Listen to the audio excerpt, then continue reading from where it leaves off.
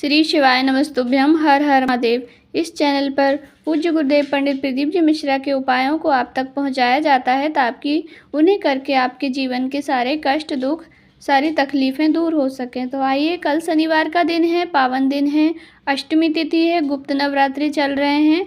तो आप इन उपायों को करना भूल मत जाइएगा, अवश्य ही कीजिएगा। फिर देखिए आपके जीवन के सारे कष्ट कैसे दूर होते हैं। तो पहला उपाय हमें करना है पीपल के वृक्ष के नीचे, क्योंकि शनिवार का दिन है। शनिवार के दिन पीपल के वृक्ष की पूजन करना श्रेष्ठ माना जाता है और पीपल के वृक्ष में भगवान विष्णु और माता लक्ष्मी का वास होता है। तो यदि आपके घर में धन संबंधित परेशानियां हैं, धन की कमी है, कर्जा बढ़ गया है या रुपया नहीं आ रहा या धन की स्थिरता नहीं है, धन आता है परंतु रुकता नहीं है, तो आप शनिवार के दिन छोटा सा अचूक सा उपाय अवश्य ही कीजिएगा। इसमें क्या क्या सामग्री लेनी है आपको?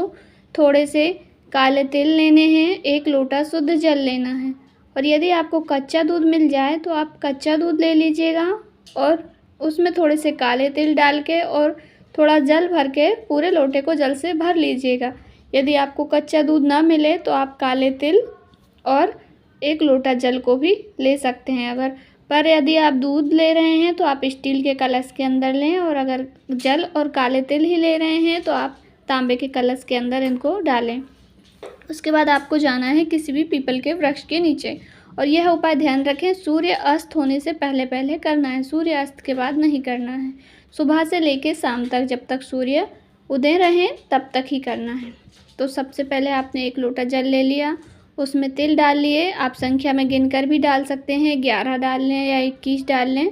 तिल डाल करके सबसे पहले आपको चले जाना है पीपल के वृक्ष के जड़ में। तो सबसे पहले आपको उस पीपल वृक्ष की 7 परिक्रमा कर लेनी है। परिक्रमा करने के बाद जो लोटा जल है आपके पास काले तिल वाला, उसको पीपल के वृक्ष की जड़ में पूरा समर्पित कर दीजिए। महालक्ष्मी नमः, ओम भगवते वासुदेवाय, ऐसे बोल करके जल समर्पित कर दें। जब जल आपका पूरा समर्पित हो जाए उसके बाद अपने दोनों हाथों को पीपल के वृक्ष में लगा करके दोनों हाथ को रख दीजिए और प्रार्थना कीजिए। आपकी जो भी कामना है, इच्छा है, धन संबंधित, व्यापार संबंधित जो भी आपकी इच्छा है वह कीजिए। माता लक्ष्मी, भगवान विष्णु अवश्य ही आपकी कामना को पूर्ण करेंगे। पहला उपाय हमारा हो गया है। दूसरा उपाय भी इच्छा पूर्ति, कामना पूर्ति उपाय है। इसमें आपको क्या करना है? इसमें भी आपको काले तिल लेने हैं और 1 लोटा शुद्ध जल लेना है। अब उन काले तिलों का पहले आपको पीस लेना है, पीस करके उनका पेस्ट बना लेना है, या तो पाउडर में बन जाए, पर वो पाउडर नहीं बनेगा, पेस्ट जैसा बनेगा क्योंकि तेल निकलता है तिल के अंदर। तो पेस्ट जैसा बना लीजिएगा और उसमें 2 चम्मच कच्चा दूध डाल करके 1 कटोरी में डाल के ले जाइए भोलेनाथ जी के मंदिर। सुबह से शाम तक आप कभी भी जा सकते हैं, मना ही नहीं है। पहुंच जाएंगे। पहुंचने के बाद आपको, यदि आपको शनि दोष परेशान कर रहा है, शनि की ढ़ैया लगी है या कोई भी मानसिक तनाव है या अन्य कोई परेशानी है, तो आपको शनिचर महादेव जी का नाम लेना है। और यदि आप धन संबंधित यह उपाय कर रहे हैं तो आपको श्रम्भेश्वर महादेव जी का नाम लेना है। दोनों ही नाम आप स्क्रीन पर देख सकते हैं। नाम लेकर के भोलेनाथ की शिवलिंग पर पहले थोड़ा जल समर्पित कर दीजिए, आधा जल बचा लीजिए लोटे में।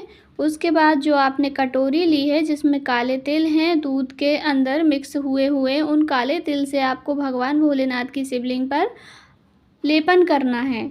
यदि आपको कोई ढ़ैया शनि है या कोई अन्य तकलीफ़ है, बीमारी है, तो आपको शनिचर महादेव का नाम लेना है। और मनोकामना पूर्ति के लिए, इच्छा पूर्ति के लिए, धन प्राप्ति के लिए आप कर रहे हैं तो श्रम्भेश्वर महादेव का नाम लेकर लेपन कर दीजिए।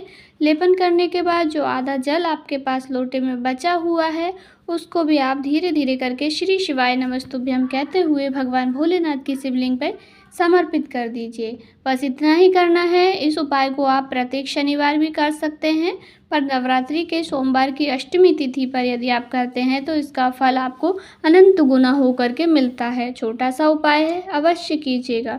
2 उपायों की हमने बात कर ली है। आइए जानते हैं तीसरा उपाय। तीसरा उपाय है नज़र दोष के लिए। यदि व्यक्ति को नज़र लग गई है या आपके घर में नेगेटिव एनर्जी आ गई है, बीमारियां आए दिन चलती रहती है, एक बीमारी समाप्त होती है, दूसरी बीमारी आ जाती है, आपको ऐसा लगता है कि हमारे घर को किसी की नज़र लग गई है या आपके व्यवसाय है उसमें आपको नज़र लग गई है, दुकान ठीक से नहीं चल रही है, तब भी आप इस उपाय को नवरात्रि की अष्टमी तिथि पर शनिवार के दिन कर सकते हैं।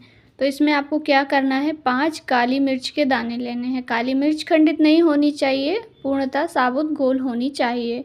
ले लेंगे, उसके बाद आप पाँचों काली मिर्चों को अपनी हथेली में रखिए, सीधे हाथ के हथेली में रख के आपको पूरे घर में, घर के लिए कर रहे हैं तो घर में घूम जाइए, व्यापार व्यवसाय दुकान के लिए कर रहे हैं तो उसमें घूम जाइए, पूरे में ले कर के घूम जाइए।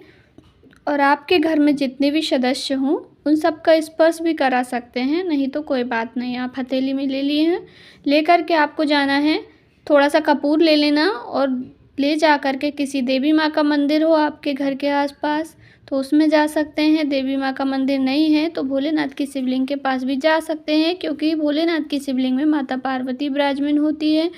भगवान भोलेनाथ का संपूर्ण परिवार शिवलिंग में विराजमान होता है, तो आप शिवलिंग के पास भी इस उपाय को कर सकते हैं। इसको जा करके पहले दीपक के अंदर आपको काली मिर्च डाल देनी है और कपूर डाल देना है और उसको प्रज्वलित कर देना है। और प्रज्वलित करते समय आप ओम ऐं ह्रीं क्लीं चामुंडाय विच्चे भी बोल सकते हैं, नहीं तो श्री शिवाय नमस्तुभ्यम कह करके प्रज्वलित कर दीजिए। इससे आपके घर की जो भी नेगेटिव एनर्जी थी, नकारात्मक शक्तियाँ दूर होंगी और घर में अच्छा माहौल होगा, बीमारियां दूर होंगी, रोग कष्ट दूर होंगे। छोटा सा आसान सा उपाय है, अवश्य कीजिएगा। सारे ही उपाय छोटे हैं, आपको जो उचित लगे वह करें। आप अपनी आवश्यकता के अनुसार कर सकते हैं, नहीं तो पूरे भी कर सकते हैं, जैसी आपकी इच्छा। आइए जानते हैं अगला उपाय। यह उपाय बहुत आसान है, छोटा सा उपाय है। इसमें आपको क्या करना है, एक लंबी बत्ती का दीपक लेना है, उसके अंदर लंबी बत्ती रखनी है, आपको घी वाला दीपक लेना है और एक लेना है साबुत लौंग। लेकर के जाना है आपको किसी भी देवी माँ के मंदिर में, आपके घर के आसपास जो भी देवी माँ का मंदिर हो वहाँ पर आपको चले जाना है आपको शाम के समय, रात्रि में आरती बत्ती होती है, शाम को 7-8 बजे आपको चले जाना है। बाद में भी 8 से लेकर के आप रात्रि तक भी इस उपाय को कर सकते हैं, 10-11 बजे रात तक। हाँ, एक दीपक ले लिया लंबी बत्ती का, उसमें एक लौंग डाल करके उसको प्रज्वलित कर दीजिए। पहले प्रज्वलित कर देना, फिर उसमें लौंग डाल देना।